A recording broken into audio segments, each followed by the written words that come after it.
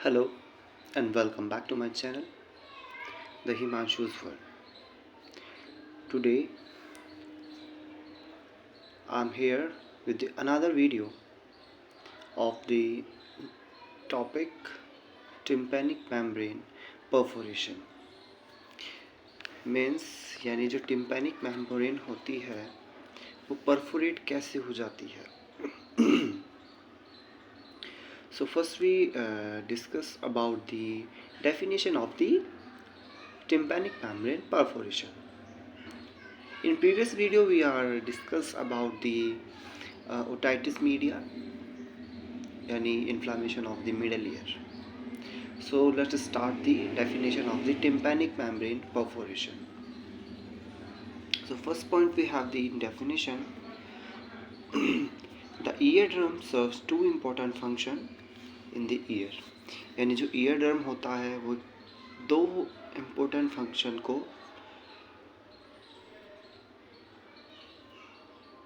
Year में दो important function वो प्ले करता है, यानी इसके दो रोल बहुत ही इम्पोर्टेंट होते हैं. So what the two main important functions, that is it serves vibration sound waves. यानी ये जो वाइब्रेशन होती है, साउंड होती है, यानी वाइब्रेटिंग साउंड जो हम बोलते हैं, जैसे मैं बोलता हूँ तो जो वेव्स जाती है किसी के कानों में, वो वाइब्रेट होती है इनटू इम्पल्सेस. यानी कोई भी व्यक्ति किसी को जब कुछ बोलता है तो उसकी जो वर्ड्स हैं वो टिम्पैनिक मेम्ब्रेन पे टच होते हैं, वो वेव्स कन्वर्ट होती है वाइब्रेशन में, इम्पल्सेस में कन्वर्ट होके that convey to the sound to the brain. उसके बाद वो वेव्स या फिर वो जो हमने बोला है वो वर्ड्स, वो इम्पल्सेस में कन्वर्ट होने के बाद वो कन्वे होते हैं ब्रेन में, फिर हम उसको समझते हैं. What we another person was tell. Next one is it is also protect the middle ear from the bacteria. जो टिम्पैनिक मेम्ब्रेन होती है वो मिडल ईयर को प्रोटेक्ट करती है from any bacteria, water or any foreign object. Next one is normally in the middle ear is sterile. यानी जो normally जैसे हम देखते हैं जो मिडल ईयर होता है वो बहुत स्टेराइल होता है, साफ होता है. If it have some any bacterial, viral and fungi, it may cause the otitis media. यानी कोई भी बैक्टीरिया हो सकता है, यानी मेनली हम बोल सकते हैं any micro organism which is responsible for the middle ear infection which is known as the otitis media. जैसे कि मैंने बताया भी, but when the eardrum is ruptured, यानी किसी भी तरीके से रप्चर्ड हो सकता है, bacteria can get into the middle ear and cause the otitis media. So here we have some etiological factors of the tympanic membrane perforation. There are traumatic cause of tympanic membrane perforation, that is include any head trauma it cause, sudden negative pressure, middle ear infection यानी otitis media. If pus build up inside the ear, यानी कोई भी पस या फिर infection कोई भी middle ear में हो सकता है.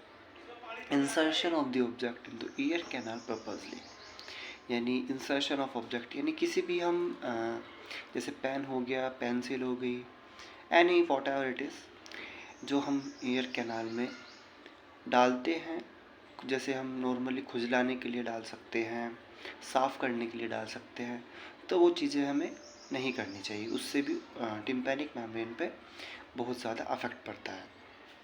Next one is sine and symptom of the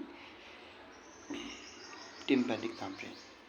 First one is sudden sharp ear pain and sudden decrease in the pain. यानी बहुत तेज़ पेन हो सकता है और पेन डिक्रीज भी हो सकता है. Drainage from the year may be bloody clear और रिजेंबल पस. यानी ड्रेनेज हो सकता है फ्रॉम द ईयर, ब्लडी भी हो सकता है, खून भी आ सकता है, और पस फॉर्मेशन भी उसमें हो सकती है. ईयर नॉइजी एंड बीजिंग, जो कान में किसी भी तरीके की टिंगलिंग हो सकती है, टिंगलिंग सेंसेशन हो सकती है। वैसे मेनली टिंगलिंग सेंसेशन तो हमें फिंगर्स पे मिलती है, लेकिन जो हमें कोई भी बीजिंग यानी any type of sound which is not good for the ear. Episodic ear infection, episode यानी हर एक दिन बाद या फिर एक हफ्ते बाद ईयर में इन्फेक्शन हो सकता है, फेशियल वीकनेस हो सकती है और डिजीनेस हो सकती है। और next one is diagnostic evaluation. क्या हम इसमें डायग्नोस्टिक इवैल्यूएशन करते हैं? फर्स्ट वन इज़ ऑडियोमेट्री, यानी हम उसमें ऑडियो कोई भी हम उसको पर्सन को सुनाते हैं, इसके बाद वो सेंस करता है हाउ मच ही और she get hear that audio. Otoscopy कर सकते हैं। Tuning fork test, tuning fork test होता है, ट्यूनिंग फॉक एक जो ट्यूनिंग फॉक होता है वो एक टाइप का इक्विपमेंट हो सकता है, या फिर कोई भी एक टेस्ट के लिए यूज़ किया गया equipment which is used by the nursing officers and mainly doctors, जिससे हम उसको हाथ पे मार के मिडल ऑफ दी हेड और हम उसको रखते हैं, और इससे जो पेशेंट होता है वो कितना सेंस उसको कर पा रहा है ये हम उसमें देखते हैं। Next one is management of the tympanic membrane. Year kept dry, हमेशा हमें ईयर को साफ़ करना है, ड्राई रखना है। Oral and topical antibiotics provide करनी है। Then last one is surgical management, that is myringoplasty हम कर सकते हैं, टिम्पैनोप्लास्टी कर सकते हैं। So in this video we are learn about the tympanic membrane perforation. I hope you all understand. If you are like my video, please subscribe my channel. Thank you.